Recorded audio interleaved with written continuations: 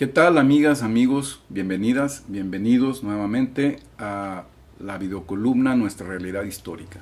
En esta ocasión voy a retomar el tema del porfiriato que abordé la ocasión anterior, pero sobre todo centrándonos en los aspectos sociales de este régimen, en la realidad social.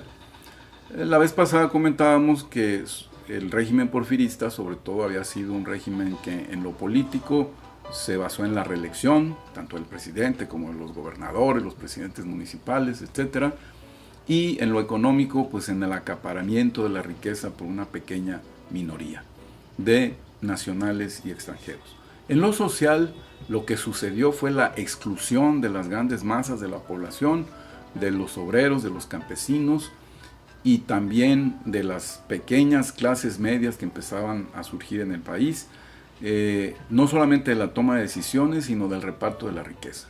Y bueno, pues la inconformidad fue creciendo a lo largo de estos 30 y tantos años. Se manifestó en distintas formas entre los trabajadores del campo y de la ciudad.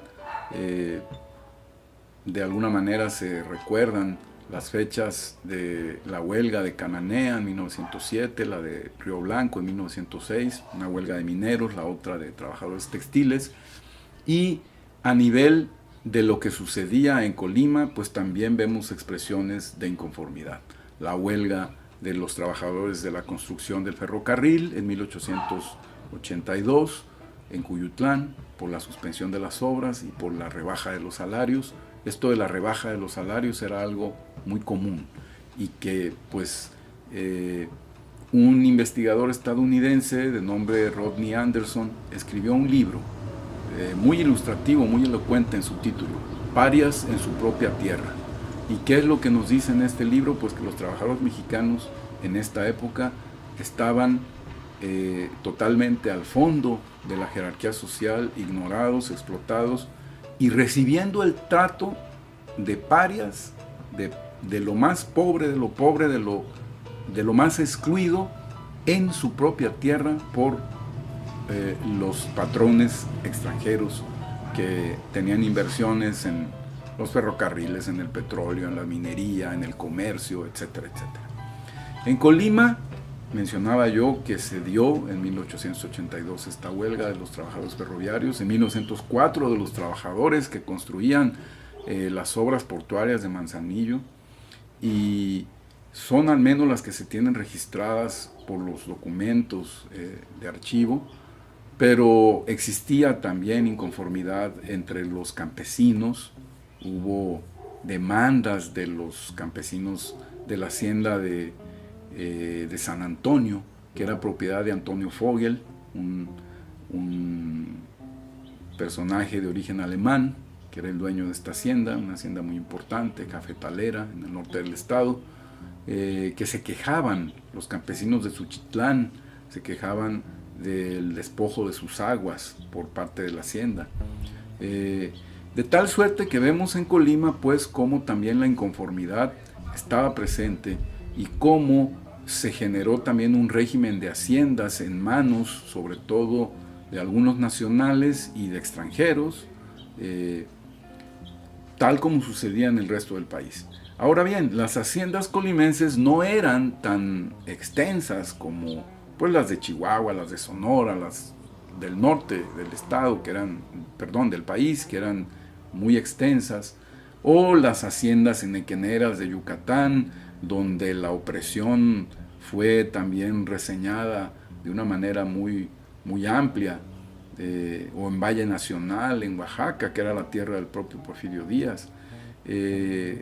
Aquí en Colima había un paternalismo de los hacendados que atemperaba un poco esas inconformidades, que influía en la, digamos, pasividad de la población del campo y de la ciudad. Y en ese sentido, Colima tiene características peculiares con respecto a otros lugares del país, pero la exclusión de las grandes masas de trabajadores del campo y de la ciudad, el despojo de sus tierras, el despojo de los recursos naturales de estas comunidades indígenas, el despojo de los recursos del país, como el petróleo, como la minería, etcétera, pues es algo que podemos constatar cómo está sucediendo hoy el día, y que cualquier coincidencia con la actualidad no es eso, no es una coincidencia, es el reflejo de que en la actualidad estamos pasando por una suerte de neoporfirismo también, de un retroceso que nos lleva a lo que vivimos hace más de 100 años.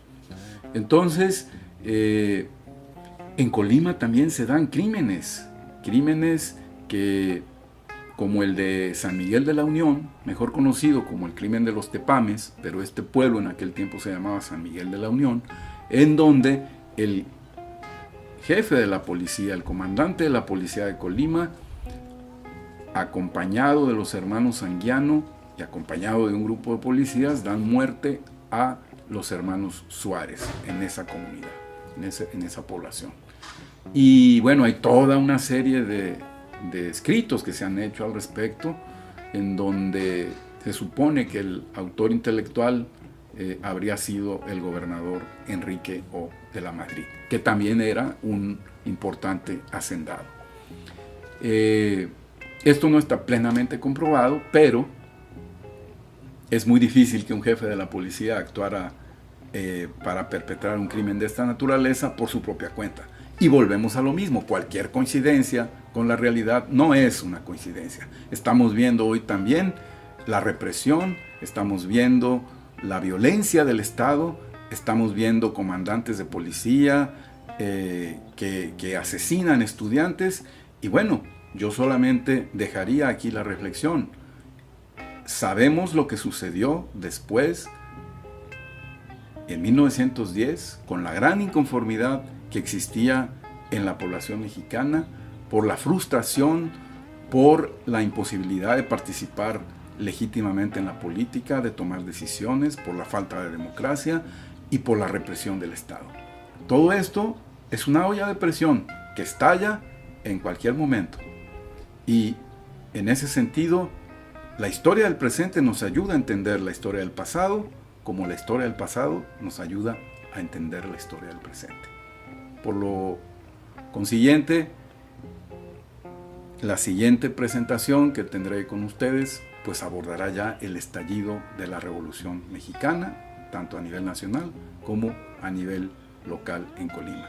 Por hoy ha sido todo, por su atención. Muchas gracias y los invito a que continúen viendo y escuchando esta videocolumna, Nuestra Realidad Histórica.